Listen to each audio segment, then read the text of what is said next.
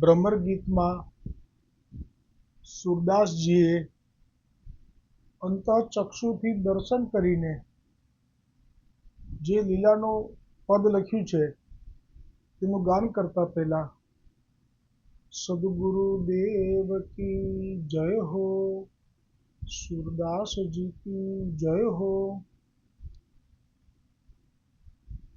તો ગઈકાલે જે પદ આવેલું એમાં ગોપીઓએ ભ્રમરને સંબોધીને કહેલું, કેમ કે જે ઉપદેશ છે તે શ્રી કૃષ્ણનું ધ્યાન ન ધરો, તેમનું સ્મરણ ન કરો, પણ નિર્ગુણ નિરાકારનું સ્મરણ કરશો તો તમારો આ વિરહ એ કાયમ માટે ચાલ્યો જશે. અને આ ઉપદેશ સ્વયં શ્રી કૃષ્ણએ કહ્યો હતો. તેથી વધારે દુઃખી થઈને ગોપીજનોએ તે જ વખતે ભ્રમર જે આવ્યો તેને સંભળાવીને વચન કહ્યા હતા કે જો આપે આવી રીતે અમને યોગ જ જો શીખવાડવાનો હતો તો પછી તે વખતે આપે અમને વેણુનાદ કરી અને મધ્યરાત્રિએ કેમ બોલાવેલા, આપે અમારી સાથે રાસ કેમ કર્યો હતો. તો રાસ કરવાને બદલે તે જ વખતે તમારે અમને યોગ શીખવાડવો જોઈએ ને. હવે આપ યોગ શીખવાડવા બેઠા. તમે શા માટે અમને અધરામૃતનું પાન કરાવ્યું હતું. અને આ જે ઉદ્ધવને મોકલ્યો છે ભસ્મ મુદ્રા, એટલે જે યોગ માટે બેસે તો પેલા વૈષ્ણવોની મુદ્રા છાપા કરે ને, શંખ ચક્ર પદ્મ, એ બધું લઈને મોકલ્યો છે. પણ કહી રહ્યા છે ભ્રમરને સામે જોઈને, પણ ઉદ્દેશ તો ઉદ્ધવજીને સંભળાવવાનો છે. એટલે ઉદ્ધવજીને હવે એ શ્રવણ કરવા મળે છે કે શા માટે ગોપીજનોને વિરહ છે. અત્યાર સુધી તો એવી ખબર જ નહોતી કે અહીંયા વ્રજના શ્રી કૃષ્ણએ ગોપીજનો સાથે આવી લીલા કરી છે. એમ પ્રથમ વખત શ્રવણ કર્યું આ ગોપીજનોના મુખે. હવે આજે આવશે આગળનું પદ.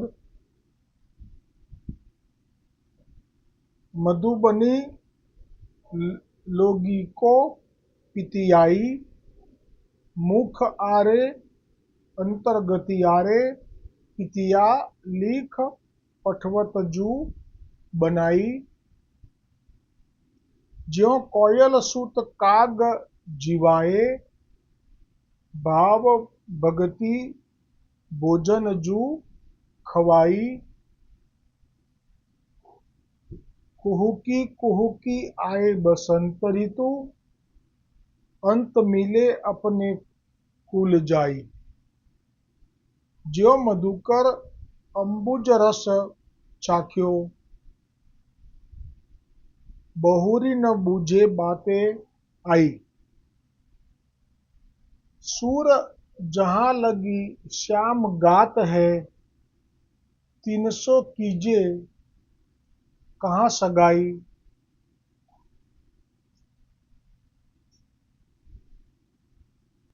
એટલે આ પદનો અનુવાદમાં કહે છે કે ગોપી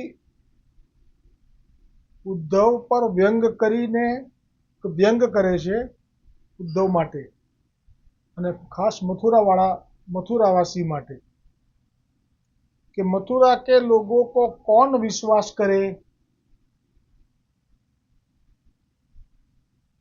उनके तो मुख में कुछ और मन में कुछ और है. तभी तो एक और हमें स्नेहिल पत्र लिखकर बना रहे हैं, दूसरी ओर उद्धव को योग को संदेश लेके भेज रहे हैं. जिस तरह से कोयल के बच्चे को कौवा प्रेम भाव से ભોજન કરા કે પાલતા હૈ, એવું હોય છે. કોયલ છે ને એ બાળકને ઉછેરવામાં આળસુ હોય છે, અને કોયલ પણ કાળી અને કાગડો પણ કાળો. એટલે કોયલ એવી ચતુરાઈ વાપરે છે કે એનું ઈંડું છે ને કાગડાના માળામાં મૂકી દે છે. એટલે પછી જે બચ્ચું થાય એને ઉછેર કાગડો કરે અને કાગડી કરે, કોયલને નહીં કરવો પડે. કેમ કે કાળો છે એટલે એને એમ છે કે આ મારો છે, પણ ખરેખર એ કોયલનો હોય છે. એટલે અહીંયા એ વ્યંગમાં એ ભાવ લીધો. કે પછી સમજીએ ગુજરાતીમાં. बच्चे को कोयल जिस तरह से कोयल के बच्चे को कौवा प्रेम भाव से भोजन करा के पालता है, और बसंत ऋतु आने पर जब कोयलें कूकती है तब वह भी अपनी बिरादरी में जा मिलता है और कूकने लगता है। जिस प्रकार भंवरा कमल के पराग को चखने के बाद उसे पूछता तक नहीं, ये सारे काले शरीर वाले एक से है सारे काले शरीर वाले एक से है, इनसे संबंध बनाने से क्या लाभ। કારણ કે આ તો જેને વીતી હોય ને એને સમજાય. આવો પૂર્ણ પુરુષોત્તમ રસો વૈશ્યનો જેને સંગ થઈ જાય છે, એ જ્યારે એમની વાણીથી એ જે તે ગોપીનું નામ લઈને બોલાવે અને પછી જે મીઠી મીઠી વાતો કરે અને જે આનું ચિત્ત મન બધું ચોરાઈ જાય, પછી અધિકમાં એનો મનોરથ હોય તો આલિંગન પણ કરે, અધરામૃતનું પાન કરાવે, રાસ પણ એની સાથે કરે, સર્વ અંગના સુખનો અનુભવ પણ કરાવી દે અને પછી ચાલ્યા જાય. હમણાં આવું છું ધનુર્યજ્ઞના દર્શન કરીને મથુરા જઈને, મથુરા જોઈ નથી ને, અને ચાલી જાય. હવે આ જે ગોપીઓને એ જે પળ છે યાદ આવે છે કે કેવી પળ હતી અમારી, કે એકદમ જ અચાનક અમે જળ ભરવા જતા હોઈએ, સામે એકદમ ઊભો રહી જાય અને અમને રોકી લે, અમારું જળ ઢોળી નાખે. અમે માખણ લઈને જતી હોઈએ તો અચાનક જ અમારી પાસે છેડો પકડી લે સાડીનો અને માગી લે. હવે એ બધી જ લીલાઓનું સ્મરણ થયા પછી ઉદ્ધવજી પાસે એવો સંદેશો મોકલે કે હવે તમે આ બધું ભૂલી જાઓ અને તમે નિર્ગુણ નિરાકારનું ધ્યાન કરશો ને તો તમને આ જે રડવાનું છે બંધ થઈ જશે. એટલે હવે એમને જે પણ અંદરથી ભાવ પ્રગટ થાય છે, આ ભાવ પ્રગટ કરવા માટે જ પ્રભુએ આવો સંદેશ, કઠોર સંદેશ ઉદ્ધવજી થકી મોકલ્યો છે. એટલે હવે જે ભાવ શરૂ થયો કેવો થયો, તો કહે છે કે મથુરાના લોકો બોલે છે શું અને કરે છે શું. પછી એ ઉદાહરણ આપ્યું કેવી રીતે, તો કહે છે કે જેવી રીતે કોયલ પોતાનું ઈંડું ચતુરાઈપૂર્વક કાગડાના માળામાં મૂકી દે છે ને પછી એ ચિંતા કરતી નથી. પછી એ જે કાગડો છે એ પેલા કોયલના બચ્ચાને ઈંડામાંથી બહાર આવે એટલે એને બધું ખવડાવે પોતાનું પુત્ર સમજીને, અને પછી ભાવ ભાગથી ભોજન શું ખવાય. હવે જ્યારે વસંત ઋતુ આવે એટલે એ લોકોનો સમય જે હશે ઈંડા મૂકવાનો કોયલનો, એ વસંતના પહેલાનો હશે. હવે જ્યારે વસંત ઋતુ આવે એટલે કોયલ આપણને ખબર છે કે કૂ કૂ કરવાનું શરૂ કરી દે. ત્યાં સુધીમાં પેલું બચ્ચું જે જન્મીને મોટું થયું છે, થોડું સમજણું થયું છે, એ પણ મૂળમાં કોયલનું બચ્ચું છે. એટલે જેવું એને પેલો ટહુકાર સંભળાય પોતાની જાતિના પક્ષીનો, એટલે એ પણ અહીંથી કુહુ કરીને કોયલ જેવું એ બોલવાનું શરૂ કરે પહેલી વખત, અને પછી એ ઉડી અને વળી પાછું પોતાની માતા પિતા કોયલ પાસે જઈને રહેવા લાગે. ખરેખર આની અંદર બહુ દર્દ ભરાયેલું છે. ગોપીજનોનું આ કહેવું છે એ એવો ભાવ પણ થાય આમાં કે તમારે ત્યાં વસુદેવ અને દેવકી એક કોયલ જેવા છે કે જેમણે પોતાને ઉછેર કરવો નહોતો એટલે અમારા વ્રજમાં અહીંયા મૂકી ગયા અને અહીંયા જે પાલી પોષીને મોટો કર્યો અને પ્રેમ ભાવથી એને બધું લેવડાયું, એટલે કે એનો ઉછેર કર્યો, એમાં જે પણ સ્નેહ પ્રેમ બધું સમર્પ્યું.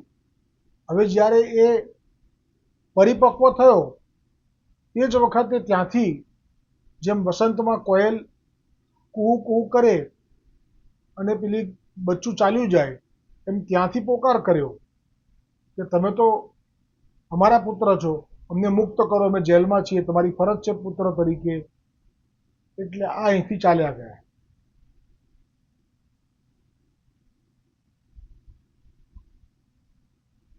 અને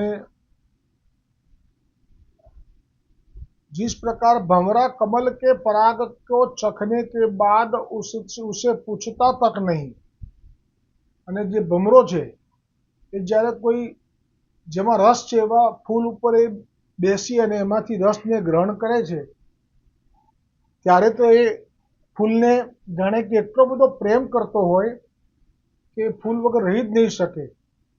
એવી રીતે એ ફૂલ સાથે ભમરો સંલગ્ન થઈ જાય છે, એક તાન થઈ જાય છે, એકમય થઈ જાય છે, ફૂલમય થઈ જાય છે. કોઈ પણ જુએ તો એમ જ લાગે કે આ બે એકમેક માટે બનેલા છે. પણ જ્યાં એ રસનું પાન કરી લે છે બસ પછી એ ઉડી જાય છે, તો પછી જોતો પણ નથી એ ફૂલ તરફ. આ પણ ખરેખર બહુ જ દર્દ ભરેલી વાત છે, વ્યથા છે. આમાં ગોપીજનો આ ઉપમા આપીને કહે છે કે અમારી સાથે પણ એવું જ કર્યું છે. અમે હજી તો ખીલતી કળીઓ હતા, અમારું જે યૌવન છે એ અમે તો હજી વિચારીએ કે અમારા ભાગ્યમાં કોને સમર્પિત કરવાનું છે, ત્યાં તો આ ભમરો આવી ગયો અને અમારા બધાયના એ યૌવન રસનું પાન કરી લીધું. અને એ બધું જ પાન કરી ગયા પછી હવે એ ઉડીને મથુરા ચાલ્યો ગયો. હવે એ અમારી સામું જોતો પણ નથી. આ પણ એક ખરેખર વેદના ભરેલી છે આ દ્રષ્ટાંતમાં. કેમ કે હવે એમનું જીવન કેવું થઈ ગયું, જે બધું લૂંટીને જતો રહે પછી જીવનમાં રહ્યું શું, એ ભાવથી કહી રહી છે. આ રીતે એ સારે કાલે શરીર વાલે, ભમરો પણ કાળો ને ભગવાન શ્રી કૃષ્ણ પણ કાળા. એ સારે એટલા જેટલા પણ છે કાળા, ભમરો અને શ્રી કૃષ્ણ એ બધા કાળા શરીરવાળા, એટલે કાળા એટલે શ્યામ છે ને બધા એક સરખા જ છે. એટલે ભમરો પણ એવો અને શ્યામ એટલે કૃષ્ણ પણ એવો.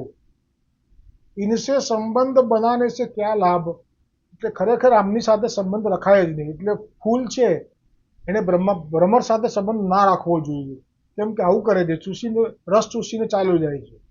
અને જે ગોપીજનો છે એમણે શ્યામ સાથે સંબંધ ના રાખવો જોઈએ, કે સામે આવ્યો તો એની સામે જોવું જ ના જોઈએ, એની સાથે વાત પણ નહીં, બોલાવે તો પણ નહીં જવાનું, એવી રીતે એની સાથે સંબંધ નહીં રાખવો જોઈએ. આવો ભાવ વ્યક્ત કર્યો આજના આ પદમાં.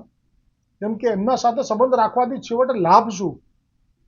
આવી રીતે ચાલ્યા જ જવાના હોય તો પછી આ જે વેઠવાનું આવ્યું અમારે, તો આ તો ગેરલાભ થયો, કોઈ લાભ ના થયો, એટલે લાભ શું મળે? એમ કરીને આજનું પદ અહીંયા વિરામ પામ્યું. હવે આવતીકાલે આગળનું પદ આવશે. સુરદાસજી મહારાજ કી જય હો.